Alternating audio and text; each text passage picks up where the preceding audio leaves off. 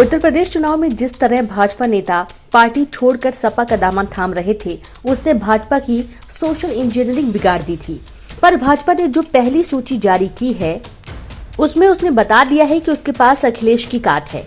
अखिलेश यादव जिस social engineering के सहारे पूरा गेम बदलने की जुगत में थे, भाजपा ने अपनी पहली सूची में 60% से अधिक पिछड़ा व दलितों को टिकट देकर बता दिया है कि वह अपने वोट बैंक को अपने साथ रखना चाहती है। दूसरी तरफ भाजपा ने तमाम पुराने पहलवानों को एक बार फिर मैदान में उतारा है, जबकि इस बात के संकेत दिए जा रहे थे कि भाजपा बड़ी संख्या में टिकट काटेगी। भाजपा ने यह भी संकेत दिए हैं कि वह अपने विकास के एजेंडे को आगे बढ़ाते हुए चुनाव लड़ेगी। पार्टी ने यूपी चुनाव के पहले और दूसरे फेज के लिए 107 उम्मीदवारों की घोषणा कर दी है। पहली सूची में 20% विधायकों के टिकट काटे हैं, तो 10 सीटों पर महिला उम्मीदवारों को उतारा है। लिस्ट में 63 मौजूदा विधायकों के नाम हैं, तो 21 नए चेहरे को शामिल किया गया है। इसके अलावा पार्टी ने दलितों और पिछड़ों पर भी बड़ा दांव खेला है। पहली सूची में भाजपा ने 60% से अधिक सीटों पर दलित और पिछड़ों को टिकट दिया है। पार्टी ने 44 सीटों पर ओबीसी उम्मीदवार उतारे हैं, तो 19 सीटों पर अनुसूचित जाति के उम्मीदवारों को टिकट दिया गया है। पार्टी ने ऐसी सीटों पर भी ओबीसी और एससी उम्मीदवार उतारे हैं जो सामान्य हैं। जो सूची जारी हुई है, उसके अनुसार 57 पहले फेज में चुनाव लड़ेंगे, तो 48 उम्मीदवार दूसरे फेज के लिए हैं। भाजपा ने तमाम अटकलों को गलत साबित करते हुए मुख्यमंत्री योगी आदित्यनाथ को अयोध्या या मथुरा की बजाय उनके पुराने गढ़ गोरखपुर शहर से ही चुनाव मैदान में उतारा है।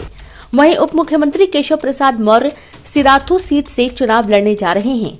भाजपा ने उत्तराखंड की पूर्व राज्यपाल बेबी रानी मौर्य को आगरा ग्रामीण से उम्मीदवार बनाया है।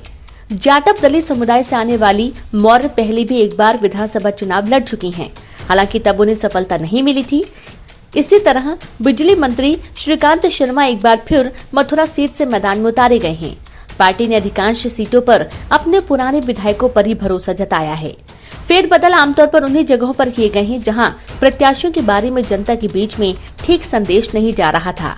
पुराने पहलवानों पर भरोसा जताकर भाजपा ने संकेत दे दिया है कि वह अपनी सरकार में किए गए विकास काम अपने प्रत्याशी की छवि को सामने लेकर ही मैदान में उतरने वाली है।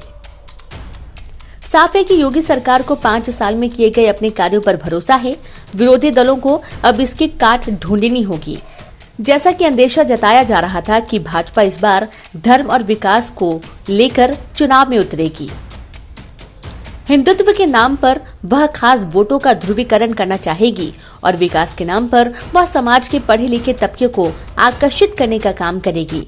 बता दें कि 2017 के चुनाव में आगरा अलीगढ़ मंडल की कुल 40 विधानसभा सीट में 34 पर बीजेपी का कब्जा रहा। 6 सीट सपा और 2 सीट ही बीएसपी जीत सकी। आगरा जिले की 9 और अलीगढ़ की 7 सीट पर बीजेपी का झंडा फहराया था। बेवकवार.in की रिपोर्ट।